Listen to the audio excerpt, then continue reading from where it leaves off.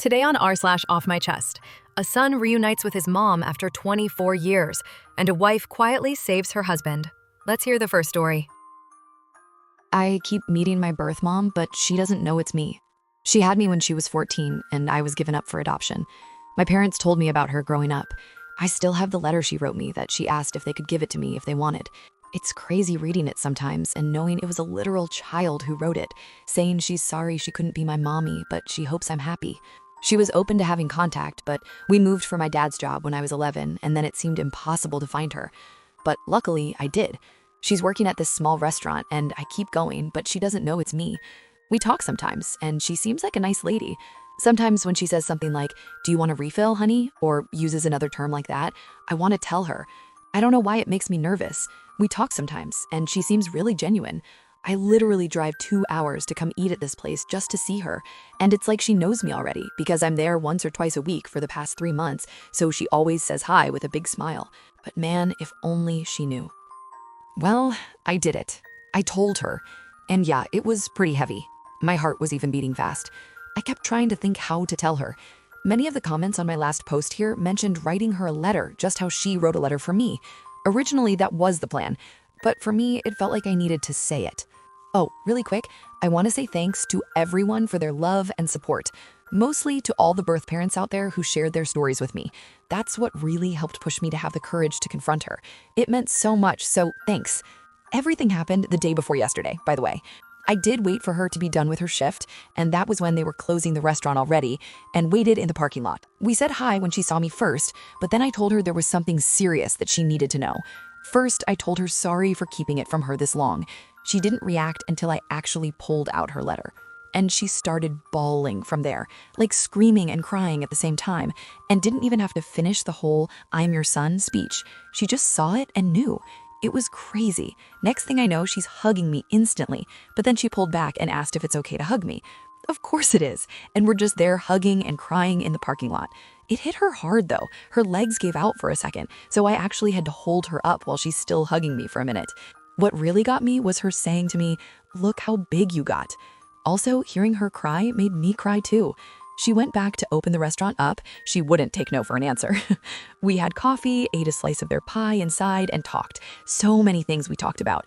She told me the second time I came to the restaurant, she got a feeling, but for her, it was hard to believe it was me. So that feeling she had was pushed way down.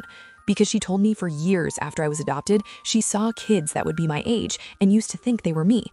Then she would be crying in public. It messed with her mind a lot and made her depressed, so she didn't want to do the same when she saw me, getting her hopes up like that. She says I look so much like my biological dad when he was younger, though. We talked about him too. They stayed in contact with each other in case I ever reached out to one of them, so it would be easier to contact the other. I didn't have hope about finding my biological dad since he was never mentioned, so I'm glad they both planned for this future scenario. She told me about how they wanted to keep me, especially my biological dad. He didn't want me to be adopted, but he knew they had to because they were just kids. It took him a long time to get past it after I was born, she told me. That's why he didn't leave anything, because he didn't want to believe he might not see me again.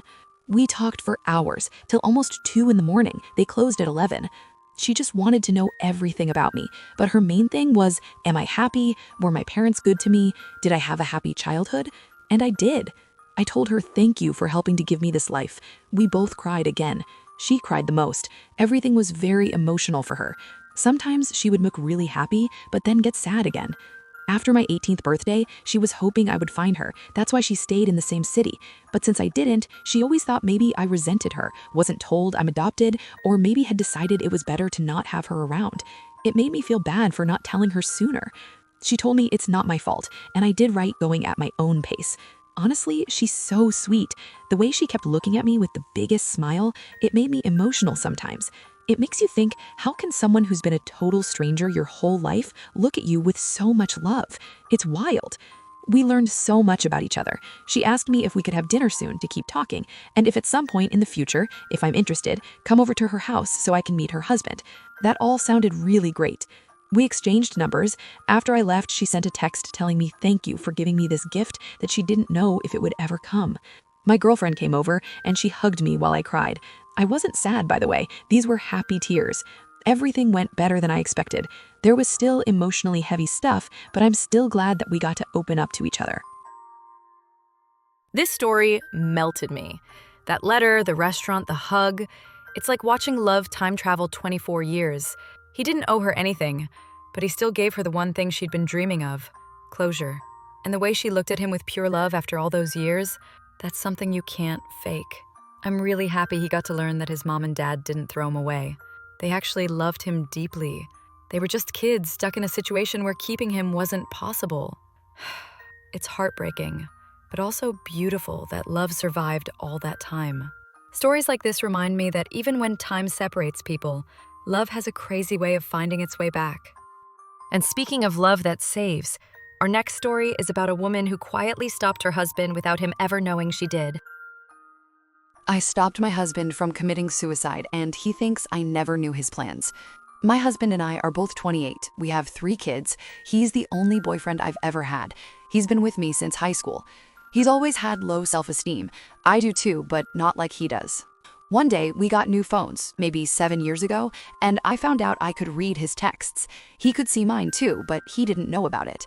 This happened for like another 2 years. For his birthday and Christmas, I'd snoop around his texts to see if there was something he was talking about that he wanted. One day, around November, I was being nosy to see what I could get him for Christmas. I was pregnant with our second child at the time. I saw he was texting someone something suspicious, saying, "Where can we meet?" And I thought this was with another girl. I read more and found out he was buying drugs. My husband and I don't even drink, so I freaked out. I wondered how long this was going on and if I even knew my own husband anymore. Turns out he was buying something that doesn't get you high, but kills you. I looked around everywhere. I tore our room apart and didn't find anything. I went through the search history and all his emails on his phone when he was asleep that night and found out he was making arrangements for a specific date 3 months after I was due. He was looking at life insurance, which we have had since I'm a stay-at-home mom. He was even looking up how much it costs to be cremated. Once he got home, the first thing I did was sneak his phone and text that guy saying, "I'm no longer interested. If someone else tells you otherwise, it means someone else has my phone." And then I deleted that guy's number. I didn't want him to know I was snooping, but the thought of my husband not being around tore me apart. I remember being sick to my stomach and bawling in our room just thinking of the idea of not having him around. I love him more than life itself. I would die for him and not even have to think about it. My husband is my entire world. From that day on, I made sure he knew that, even if it meant embarrassing myself. I started bringing him flowers at work almost every day. When he would come through the door, I would screech with excitement, give him a hug and a smooch, and tell him I missed him so much and couldn't stop thinking about him all day. When I was out with him, I'd tell him how beautiful and handsome he is. When he was around my friends, I'd say, "Look at my husband, he's so beautiful." I'd call him at work and ask how much longer until he's home. I got him to start going to therapy too. One night, I woke him up because I was freaking out and couldn't sleep. He said I had a nightmare. I said I had a dream he passed away. He said, "Why is that a bad thing?" And I told him how he's my entire world, and other than our son and our other on the way, he's all I live for. He said, "But things would be better if I was out of your hair." And I said, "No, they wouldn't. If you left me, it would literally ruin my life." He said, "Not if you're financially well off. You'll be much better off."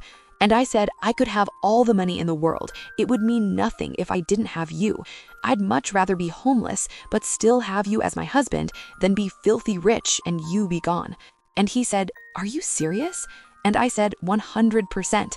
I'd sleep under a bridge if it meant I still got to sleep next to you. He said, "I didn't know you felt that way." And I said, "I really do." I asked if I could go with him to therapy. He said yes.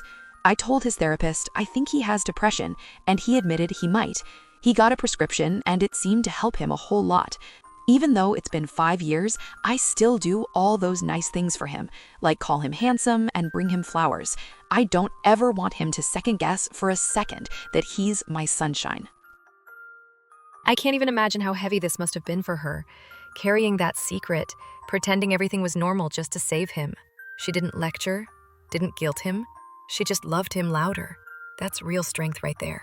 Quiet, patient, and life-saving. I really hope he knows by now how lucky he is to have her. Not everyone gets a partner who'd fight that hard to keep them alive. So after hearing both stories, which one hit you harder? Tell me in the comments. I'd love to read your thoughts. That's all for today's r/OffMyChest. Sometimes people just need a space to finally breathe. If that story hit you in the feels, give it a thumbs up. Drop your thoughts in the comments. You never know who might need to hear your words. And if you haven't subscribed yet, go ahead and do it now. Hit that button, ring the bell, and I'll see you in the next one, where someone else finds the courage to speak up. Bye.